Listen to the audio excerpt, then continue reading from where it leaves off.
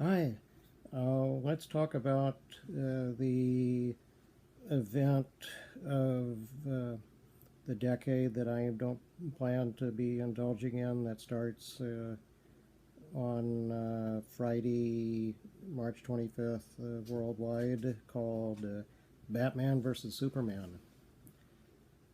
As you can tell from my appearance, I had childhood and early adolescence in the 1960s and early 1970s, so I can tell my experience of Marvel versus DC. Marvel, when I started reading it, was Marvel Comics Group, and as the hipness cachet, even to a toddler like myself, got more and more known. Then, for a brief period, it was Marvel pop art trying to, tie itself to Andy and some of the other pop artists, Roy Lichtenstein, etc.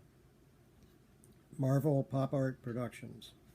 And next to the hipness and humor and genuine character development of Marvel, there was the relative conservatism of DC Comics, which,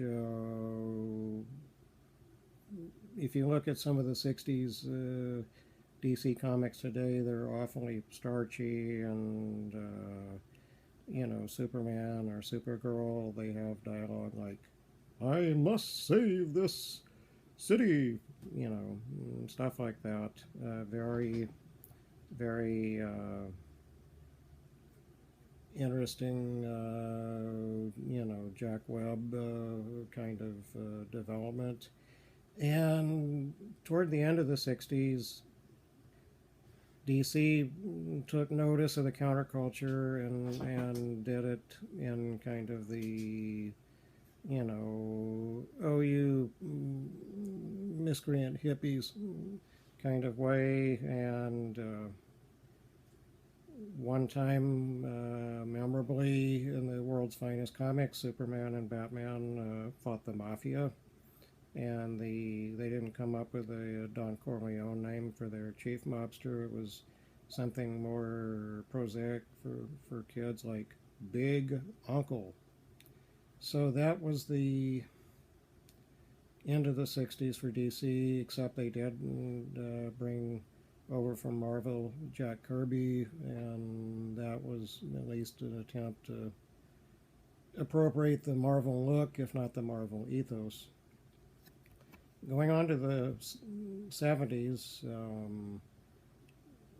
I became more familiar with the movies that were made, you could say, with the first Richard Donner Superman with Christopher Reeve, that it tried a little bit of everything, reverence, allegory, jokiness, like the 60s Batman series with Adam West and Burt Ward, and with all the mix and tones, got away with it. The Donner, Richard Lester, Superman 2 deepened things a bit.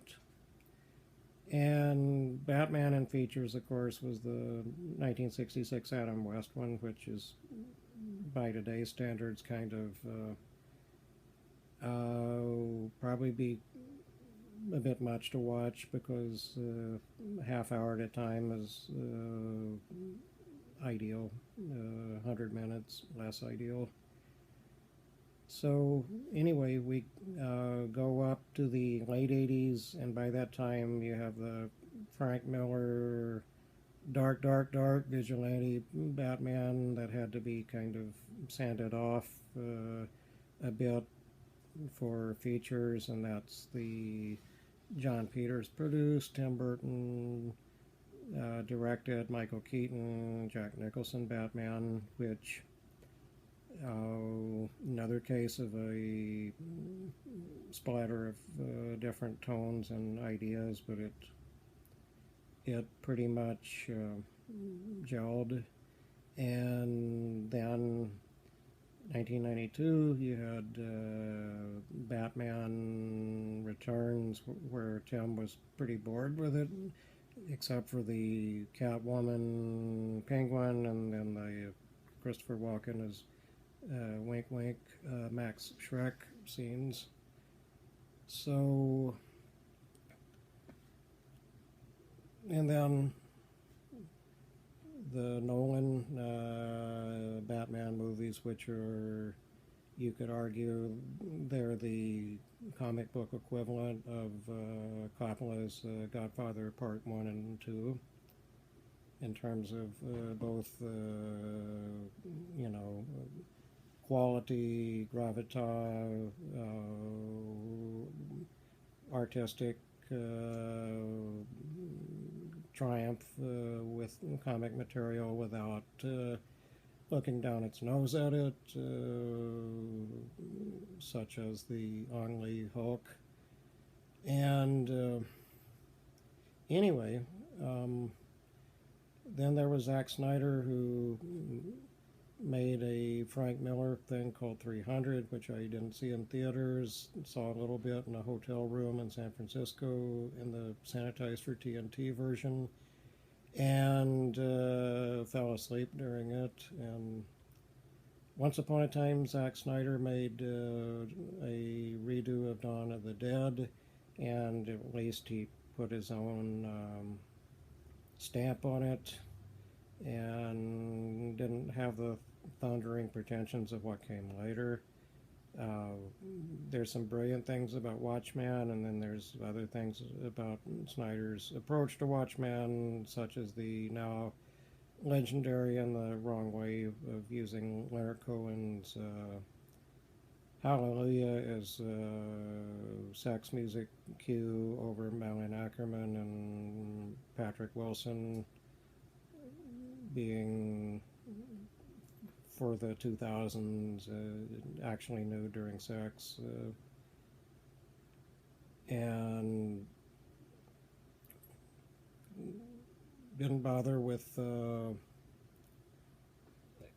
Sucker Punch. That's it, Sucker Punch. Didn't bother with that because it seemed like it would be, regardless of what old fanboys think, or young fanboys think, I think everybody would have to agree that it's not really feminism, except in maybe a studio exec with his hand down his pants mind of, you know, kick-ass feminism with scanty, tiny female actresses. It just seemed kind of like pedophilic and yucky, kind of. So I didn't see Sucker Punch in either the PG-13 or R-rated versions. And Zack Snyder, Man of Steel.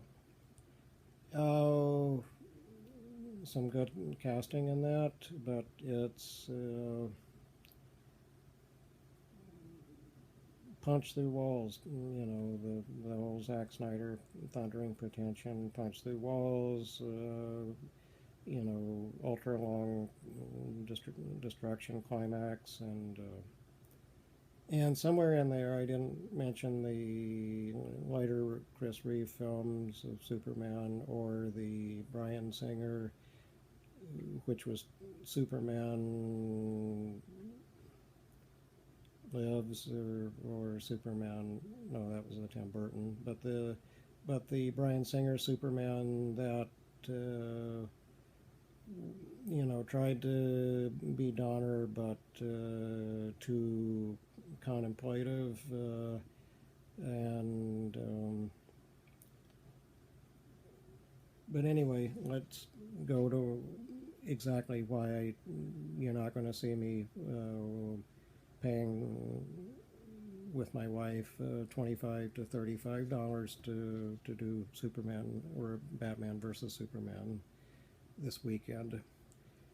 For some reason, Superman, the truth, justice, and the American way, and the unapologetic good guy aspect of the character, certainly in the old comics and the George Reeves TV series.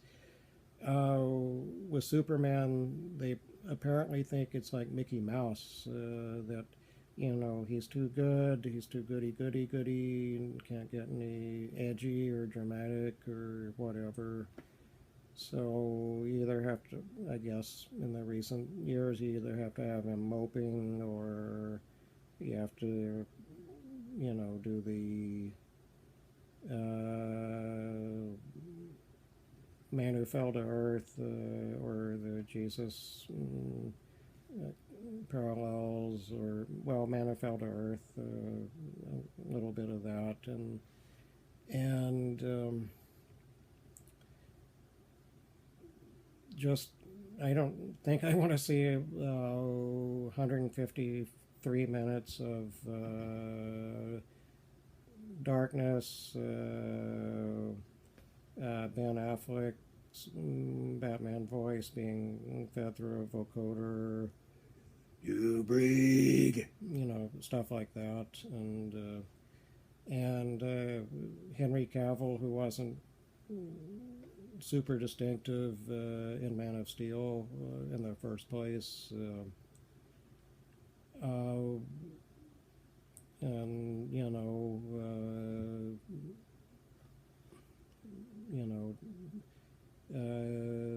where the Warner Brothers and DC people think that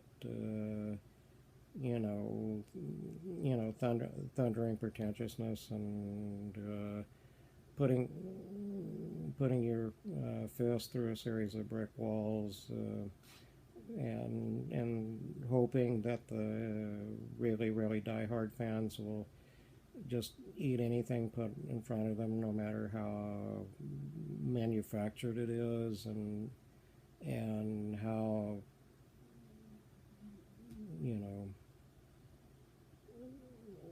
bland nihilism. I guess that's a new phrase, but audiences deserve better. So this weekend, I'm doing my best to seek out something better, and thanks for listening.